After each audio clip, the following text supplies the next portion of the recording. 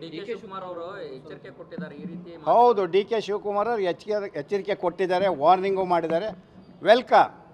ನಾನೇನು ಬೇಡ ಅಂತ ಹೇಳ್ತಾ ಇಲ್ಲ. ನಾನು ಪಕ್ಷದ ಹಿತದೃಷ್ಟಿಯಿಂದ ಹೇಳಿರೋದು, ವೈಯಕ್ತಿಕವಾದ ಯಾವುದೂ ಇಲ್ಲ. ಯಾವುದೋ ಆರೋಪ ನಂಗೆ ಕೆಲಸ ಆಗಲಿಲ್ಲ ಅಂತ ಹೇಳಿದ್ದೀನಾ? ಹೌದಾ ಅಲ್ವಾ?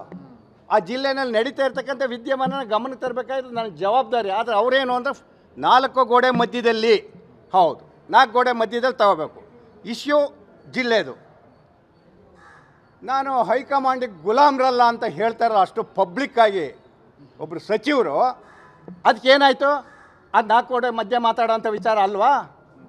ಒಂದು ಸಾರಿನಾ? ಅದು ಈ ರಾಜ್ಯದವರೊಬ್ಬರು AICC ಅಧ್ಯಕ್ಷರಾಗಿರುವಾಗ ನಾವು ಎಷ್ಟು ಗೌರವ ಕೊಟ್ಟು ನಡ್ಕೋಬೇಕು ಅವರಿಗೆ. ಇಂಥ ಸಂದರ್ಭದಲ್ಲಿ ಅವರು ಈ ಥರ ನಡ್ಕೊಂಡ್ರೆ ಹೈಕಮಾಂಡ್, ನಾವು ಹೈಕಮಾಂಡಿಗೆ ಶಿಸ್ತಿನ ಸಿಪಾಯಿಗಳು, ನಿರಂತರವಾಗಿ ಇಲ್ಲಿವರು ಬೆಳ್ಕೊಬಂದಿರೋದೇ ಹಾಗೆ. ಇವತ್ತು ಗಣಸಿ ಶಿವರಾಮ್ ಅಂತ ಏನಾದ್ರು ಗೊತ್ತಾಗಿದ್ದರೆ ಕಾಂಗ್ರೆಸ್ಸಿನ ಬಿ ಫಾರಮಿಂದ. ನಮ್ಗೆ ಆ ವಿಧೇಯತೆ ಇದೆ, ಪ್ರಾಮಾಣಿಕತೆ ಇದೆ ಪಕ್ಷದ ಬಗ್ಗೆ. ಹಂಗೆ ಮಾತಾಡೋರ ಬಗ್ಗೆ ಇವ್ರದ್ದೇನು?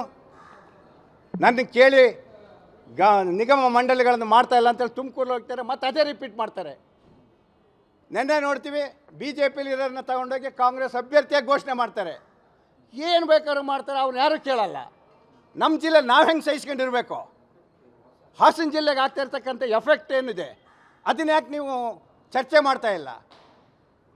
ಒಂದು ಮಾತು ಹೇಳ್ಬಿಟ್ರೆ ಮುಗ್ದೋಯ್ತಾ? ಎಚ್ಚರಿಕೆ ಎಲ್ಲಿ ಬಂತು ಬೇರೆಯವರಿಗೆ?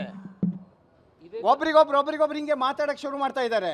ನಾನಾದರೆ ಅವ್ರ ಥರ ನಡ್ಕೊಂಡಿಲ್ಲ, ಪಕ್ಷಕ್ಕೆ ವಿರೋಧವಾದ ಚಟುವಟಿಕೆ ಅಲ್ಲ. ನಾನು ಹೇಳ್ತಾ ಇರ್ತಕ್ಕಂಥ ಅಲ್ಲೇ ನಡೀತಿರ್ತಕ್ಕಂಥ ಜನಸಾಮಾನ್ಯರ ಅಭಿಪ್ರಾಯ.